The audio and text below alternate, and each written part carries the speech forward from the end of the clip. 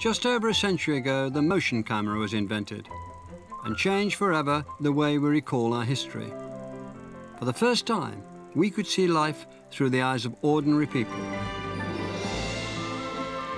This is the people's story, our story.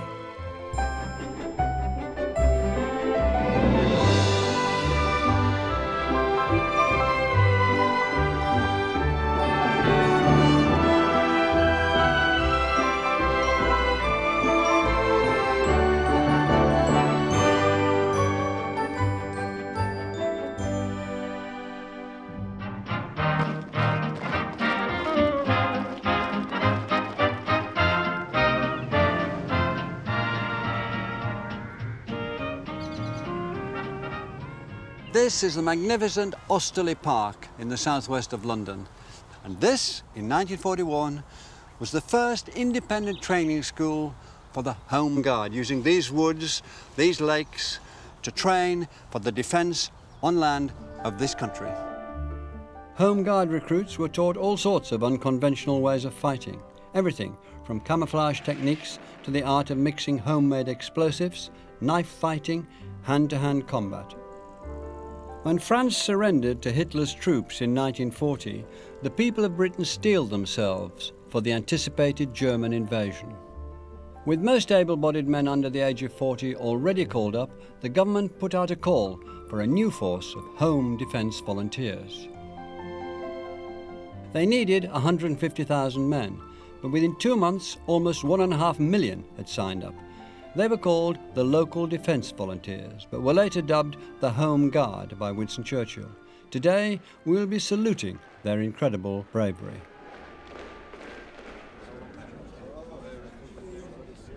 Joining me are Home Guard veterans and their families from all over the country to tell me their stories about the Second World War. Robert Brown has come here today from West Yorkshire.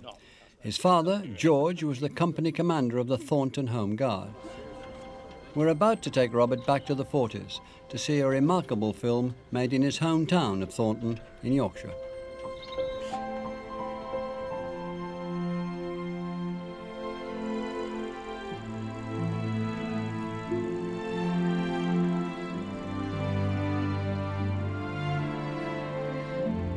The film Robert is watching is an amateur documentary about his father's Thornton Home Guard unit.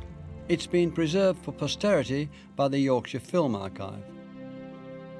Sadly, Robert's father died 36 years ago. So how will Robert feel seeing him again on screen today? My father started off in the Home Guard as the second in command of the local company because he'd served in World War I, coming out as an acting captain. And so he took a serious interest in the development of the company as a military unit, if only part-time.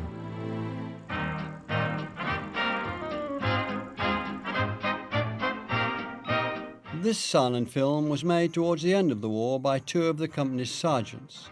Robert's father was a managing director of a local textile company, and he footed the bill for this expensive colour film. When Britain is in danger, when trouble's in the air. I remember some bits of the film being made, particularly the parades, when we had a Scottish band marching in front of us, that the boys, well, all the village would run after it, and I'm sure I'm somewhere in that crowd of people running behind the band. We must all stick together, and the clouds will soon roll by. When the Home Guard was formed in 1940, there were no uniforms and very little equipment, and many units used wooden rifles for drill purposes. Company commanders like Robert's father, a former World War I veteran, had their work cut out, turning Home Guard volunteers into reasonably proficient infantry soldiers. Seeing my father again, after all these years, seeing him alive and well and fit and busy, was very, very emotional. I could feel it now. He was not like that in his last years, and so, yes, it brought back very happy memories. Watching the film, Robert sees himself as a boy of 8 with his younger brother James, who was 7 at the time. An upsetting moment in the film is to see myself and my brother walking side by side down a lane, and he died some 25 years ago now. So that's two members of the family visible and no longer here. Very upsetting.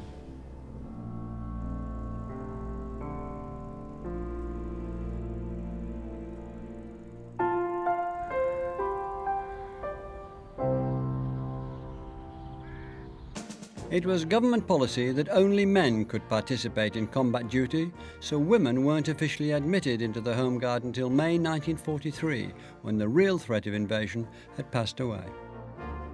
They were called Women's Home Guard Auxiliaries. They wore homemade uniforms, but nothing beyond a small Bakelite brooch was issued. By 1945, when the Home Guard was disbanded, records show that there were 32,000 female members.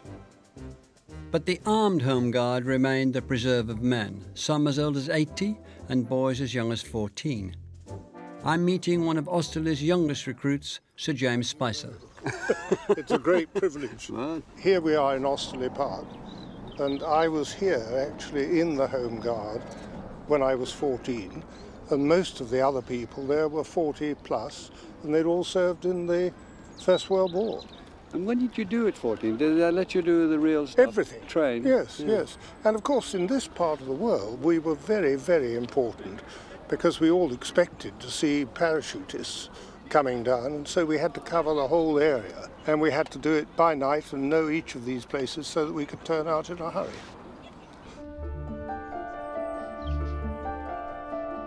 Now we're going to bring back those good old days for Sir James.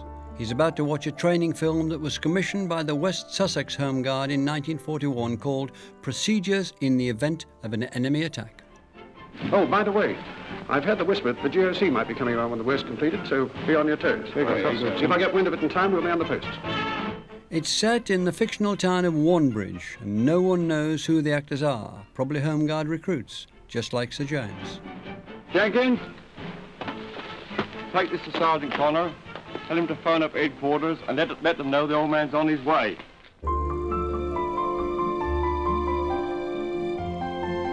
How will he feel watching the film today?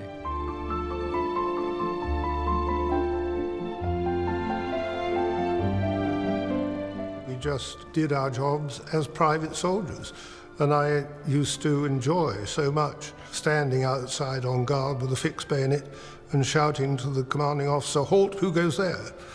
And he would have to tell me who he was and then would be allowed in. May I see your pass, sir? Don't you know who I am? Afraid not, sir. Good heavens, man, doesn't the uniform mean anything to you? Well, yes, sir, I could pass the uniform. But not the man, eh? Good, very good.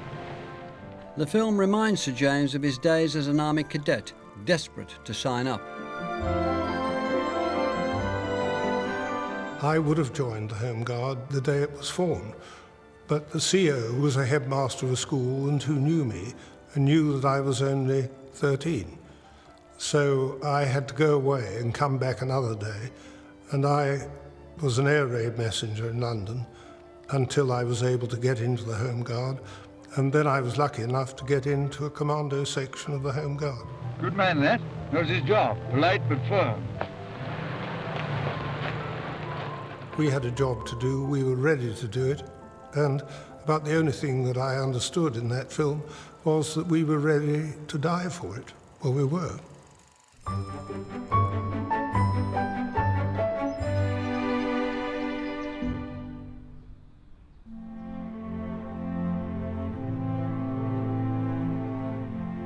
By 1942, the Home Guard were being trained to take over roles on anti-aircraft and coastal defence batteries to free up regular troops in the artillery for service overseas.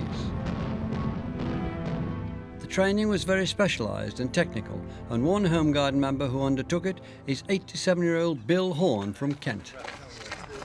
Like many volunteers in the southeast, he would have been on the front line of defence against Hitler's army, and he was trained in heavy weaponry and anti-tank guns in preparation for the expected invasion. Sergeant said.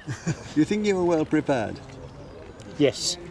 Yeah, you see, Home Guard in different parts of the country, they were different equipment. Yeah. And then where we were down there, I was trying to use a Thompson submachine gun. But you don't think you'd have had a chance against a big German invasion? You'd have held them up for a while?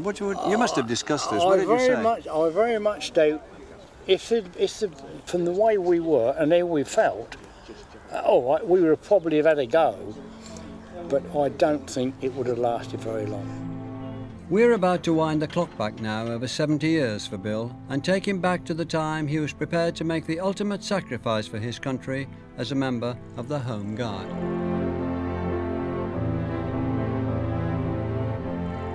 It didn't matter who you talked to, man or woman at that time, they would have given their left arm, and you say, given their life, to protect this country. There was no doubt about it.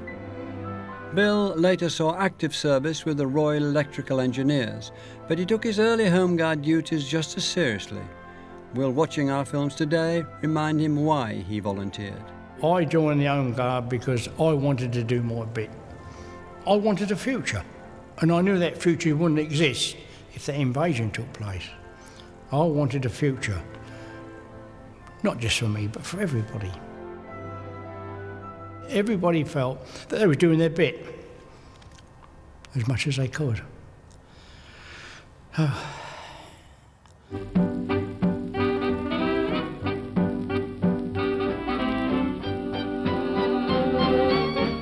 Despite all the seriousness, watching these training films has brought back some humorous memories too.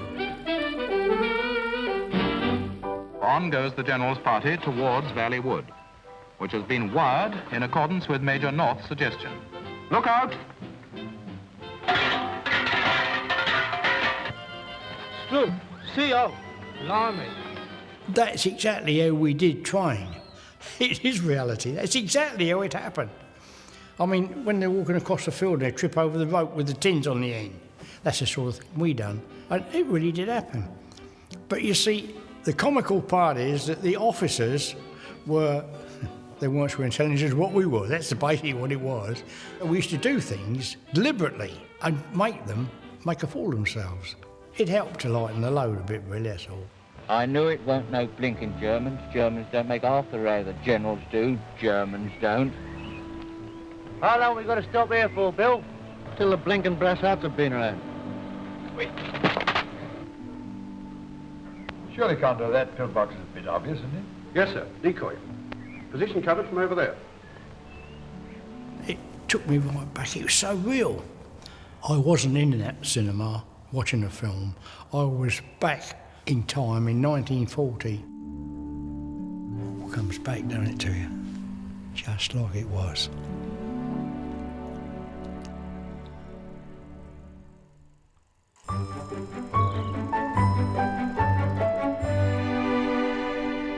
What did you think of the films? Brilliant. It's unbelievable to see those films. It really put you right back in the 1940s. It put it right back in, exactly as it showed you there. That's how it was, and the funny remarks they were making. It was really Dad's army. On December the 3rd, 1944, the Home Guard was stood down. By that date, more than 1,600 members had been killed on duty, and over 1,000 medals and commendations awarded, including 137 for brave conduct. We should always remember the Home Guard were true citizen soldiers.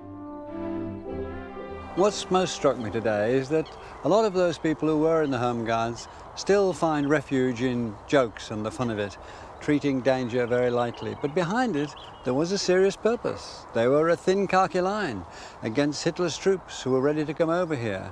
And they're aware of that too. And they made us aware of it, I think me aware of it, without, well, less shy about it, without going on about it. Very British.